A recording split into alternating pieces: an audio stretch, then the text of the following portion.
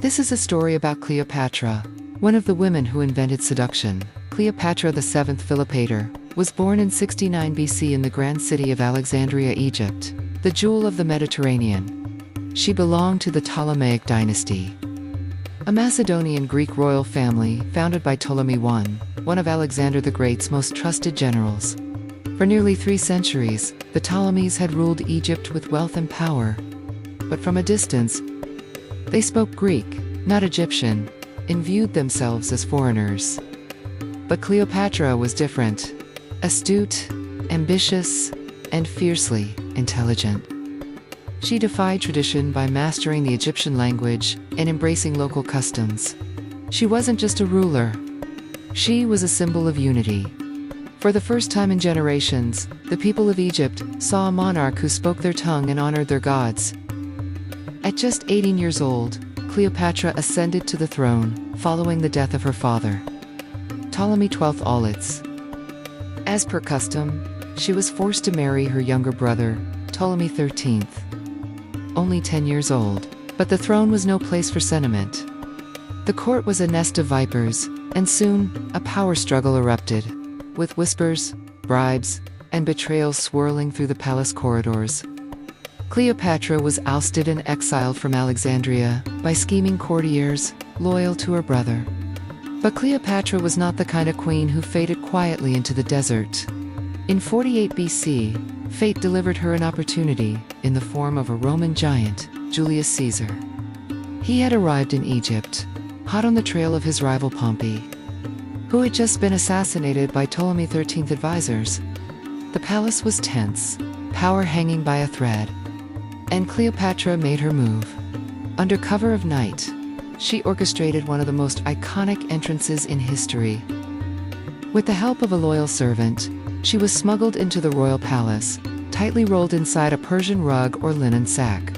Julius Caesar, weary and calculating, was meeting with his generals when the parcel was unfurled before him, and out stepped Cleopatra. She was radiant. Not just beautiful. Everyone was dazzled at the sight of the beautiful young queen, only 21 at the time, appearing before them as if in a dream. But commanding, her dark eyes shimmered, but cunning. Her voice, soft yet confident, spoke fluent Greek, Roman Latin, and native Egyptian. Draped in fine silk and adorned in gold, she looked more goddess than queen. She exuded charisma, intelligence, and sensuality. But no one was more enchanted, more spellbound, than Caesar. According to Roman writer Dio Cassius, Cleopatra had a delightful voice which could not fail to cast a spell over all who heard it. Such was the charm of her personality and speech that they drew even the coldest and most determined misogynist into her toils. Caesar was captivated the moment he set eyes on her. That very evening, Cleopatra became Caesar's lover. Caesar, then 52, was captivated not only by her beauty, but by her brilliance. She spoke of Egypt's politics with clarity, proposed alliances with precision, and offered herself not as a damsel, but as a partner in power. She was, as ancient writers claimed, irresistible. Plutarch wrote, her beauty was not in itself so remarkable. It was the charm of her presence that was irresistible. Cleopatra knew how to command a room, how to turn diplomacy into seduction, and how to make an emperor believe he had met his equal. In that moment, she didn't just win over Julius Caesar. She reclaimed her throne. Caesar had had numerous mistresses before, but he had always disposed of them quickly, returning to what really thrilled him: the challenges of warfare and Roman politics. He had seen women try everything to keep him under their spell. But nothing prepared him for Cleopatra. One night, she would whisper dreams of reviving Alexander the Great's glory, of ruling the world like gods. The next, she would entertain him dressed as the goddess Isis, surrounded by the opulence of her court.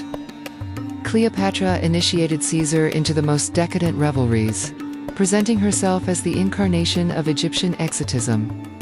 His life with her was a constant game, as challenging as warfare.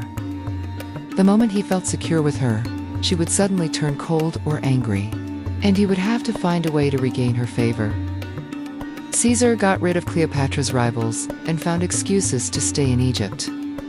At one point, she led him on a lavish historical expedition down the Nile in a boat of unimaginable splendor, towering 50 feet above the water, with several terraced levels and a pillared temple to the god Dionysus. Caesar became one of the first Romans to gaze upon the pyramids. Caesar was murdered in 44 BC, and one of the leaders who succeeded him was Mark Antony, a brave soldier who loved pleasure and spectacle, and fancied himself a Roman Dionysus. A few years later, while Antony was in Syria, Cleopatra invited him to the Egyptian city of Tarsus. There, she made him wait. Her entrance was as legendary as her first meeting with Caesar. A magnificent golden barge with purple sails appeared on the river Cydnus. The oarsmen rowed to the accompaniment of ethereal music. All around the boat were beautiful young girls dressed as nymphs and mythological figures. Cleopatra sat on the deck, surrounded and fanned by cupids. Posing as the goddess Aphrodite, whose name the crowd chanted enthusiastically. Like all of Cleopatra's victims, Antony felt torn. The exotic pleasures she offered were hard to resist, but he also wanted to tame her. To defeat this proud and illustrious woman would prove his greatness. And so, he stayed. And like Caesar, he slowly fell under her spell. She indulged him in spectacles to lure him away from Egypt. Octavian, another member of the Roman triumvirate, offered Antony a wife, his own sister Octavia, one of the most beautiful women in Rome, known for her virtue and goodness. Surely she could keep Antony away from the Egyptian whore. The ploy worked for a while, but Antony was unable to forget Cleopatra, and after 3 years, he went back to her. This time, it was for good.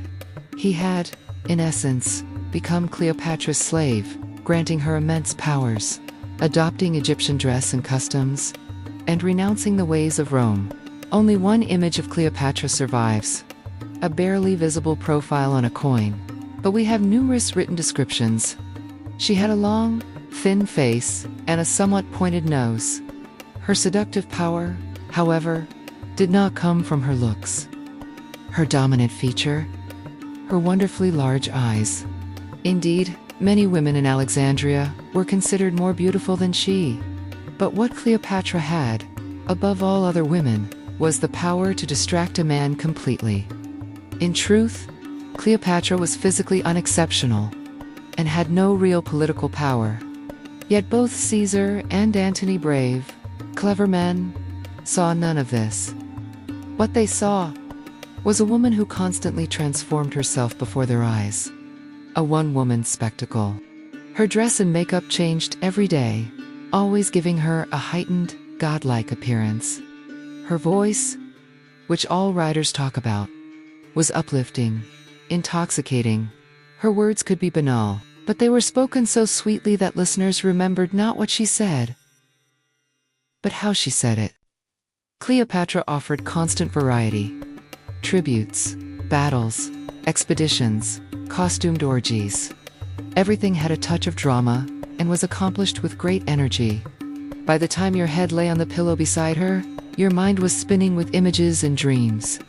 And just when you thought you had grasped this fluid, larger-than-life woman, she would turn distant or angry, making it clear that everything was on her terms. You never possessed Cleopatra. You worshipped her. By the summer of 30 BC, Cleopatra's world was collapsing. The mighty queen of Egypt, once lover to Julius Caesar, mother to his child, and now the partner of Mark Antony, found herself trapped in a dying empire. Octavian, Caesar's grandnephew and heir, had declared war on her.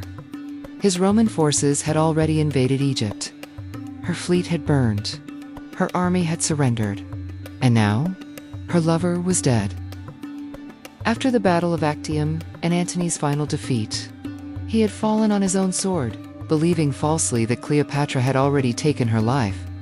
Bleeding and dying, he was carried to her hidden mausoleum in Alexandria, where she had locked herself away with her treasures, preparing for the worst. They say Cleopatra wept as Antony died in her arms.